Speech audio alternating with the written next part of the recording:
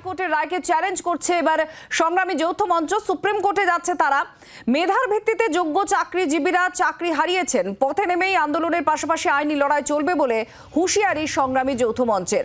ধর্মতলা চত্বর থেকে এই ধর্ণা মঞ্চের সঙ্গে আমাদের প্রতিনিধি রয়েছেন অয়ন ঘোষাল, বিস্তারিতভাবে জানাচ্ছেন আর তাদের বক্তব্য শুনবো। অয়ন, একটা বড় অভিঘাত এই রায় এবং পরবর্তী পদক্ষেপ। বহু মানুষ তারা অপেক্ষা করছেন যে পরে কি হবে।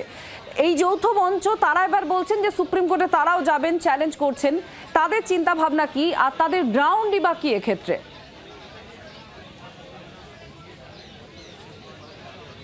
তার আগে ছবিটা দেখাই।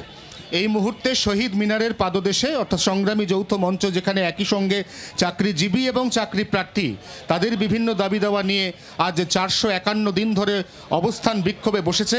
সেখানে ইতিমধ্যেই প্রায় 200, আবারও বলছি এই সংখ্যাটা ছবির মাধ্যমেও সেটা পরিষ্কার, প্রায় 200 চাকরি হারানো প্রার্থী গতকাল কলকাতা হাইকোর্টের রায়ের পরিপ্রেক্ষিতে তারা ইতিমধ্যেই এসে পৌঁছেছেন এই শহীদ মিনার চত্বরে। তাদেরই কয়েকজনের সাথে কথা বলবো, একটু আপনার সাথে কথা বলবো যে এটা পরিষ্কার যে রায়টাকে সুপ্রিম কোর্টে চ্যালেঞ্জ করা হচ্ছে।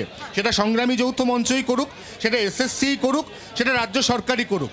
এখন প্রশ্ন হচ্ছে, যেখানে ওয়েমার শিট, এই টোটাল হার্ড ডিস্করা সিবিআইয়ের হাতে, সেই হার্ড ডিস্ককে সেখান থেকে রিকভার করা, তারপর জেনুইন ওয়েমার শিট, নন জেনুইন ওয়েমার শিট, যেভাবে চাকরি ক্রিয়েট করা হয়েছে, এই গোটা প্রক্রিয়াটাতে একটা দীর্ঘ সময় লাগবে, সেটা এসএসসি কর্তৃপক্ষ গতকাল জানিয়েছেন।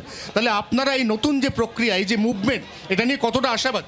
দেখুন, আমরা জানি যে আমরা যোগ্য প্রার্থী এবং সেই অনুযায়ী যে নতুন প্যানেলটা প্রকাশ করার কথা কোর্ট থেকে বলা হয়েছে, সেখানে আমরা থাকবো, সেখানে আমরা যোগ্যতা অনুযায়ী আমরা আবার সেখানে প্রমাণ করে দেব।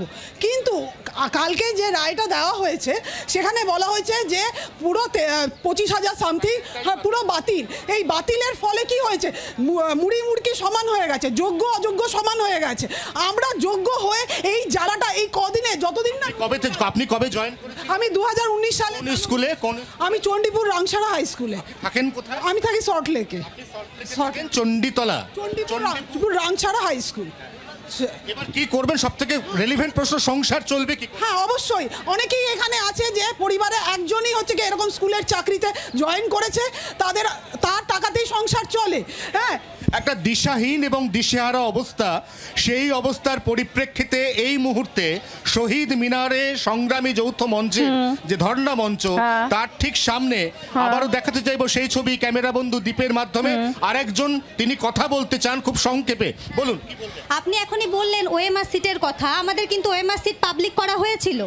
যে সমস্ত ক্যান্ডিডেটরা অ্যাকচুয়ালি খারাপ, মানে যারা কি বলবো ফেক ক্যান্ডিডেট, তাদের তো ওএমআর সিট দেখানো হয়েছিল। তারপরেও যারা জেনুইন ক্যান্ডিডেট, যাদের আপনি বলছেন রায়ের মধ্যে কোথাও ফাঁক?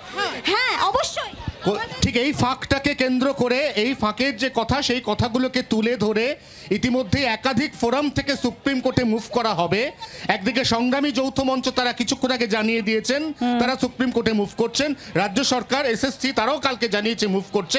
এখন শেষ পর্যন্ত কবে নাগাদ এই গোটা বিষয়টা সুরাহা হবে সেই দিকে তাকিয়ে রয়েছে। অত্যন্ত গুরুত্বপূর্ণ এই ইস্যু, যেখানে বহু মানুষের জীবন জীবিকা জড়িয়ে রয়েছে, বহু পরিবার তাকিয়ে রয়েছেন যে এরপরে কি হয়, সামনে লড়াই, সেই লড়াইয়ে কে কিভাবে, কার কি ভূমিকা থাকে, এদিকে নজর অবশ্যই থাকছে।